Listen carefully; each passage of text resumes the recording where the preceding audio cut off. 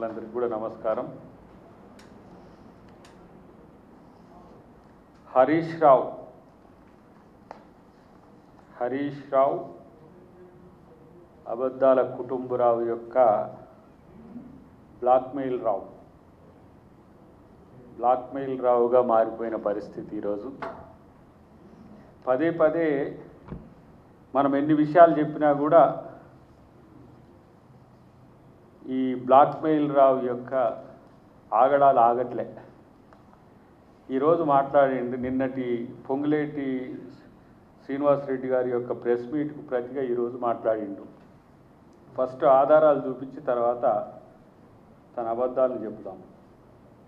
ఈరోజే ministry of corporate affairs నుంచి మనం ఇది కాపీని తీసుకున్నాం.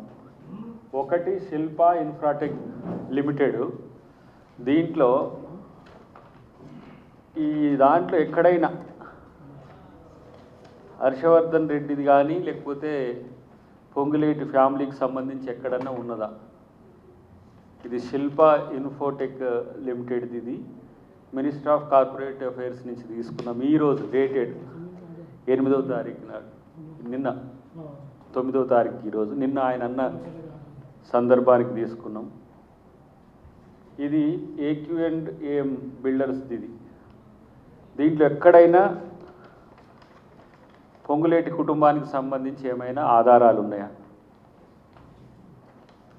మూడోది ఏంటిది? Crystal mansions India limited.